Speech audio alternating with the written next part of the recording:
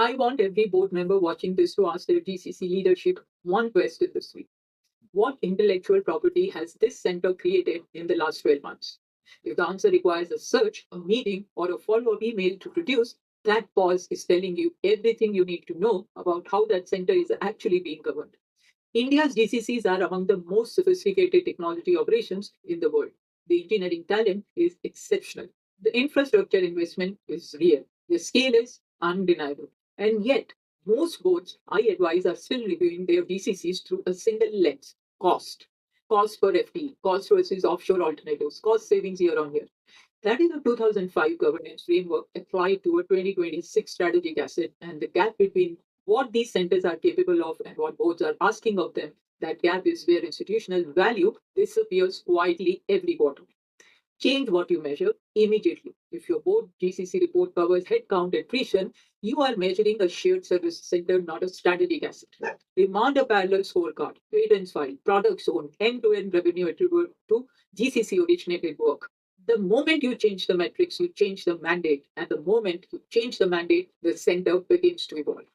IP ownership is the single clearest test of GCC maturity. A center that executes work designed elsewhere owns nothing. A center that owns intellectual property, software architectures, AI models, data products, and proprietary processes has entered genuine strategic value. For PE and VCs, this distinction is not a nuance, it is a valuation variable.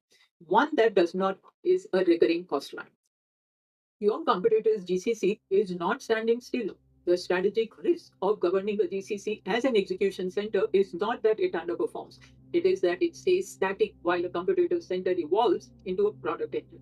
That is not a technology risk, that is a competitive positioning risk. And it is the kind of risk that does not appear on a cost report, which is exactly why boards miss it. So the question I leave every board with is not about strategy, it is about evidence. When your board last reviewed your GCC, what was on the agenda?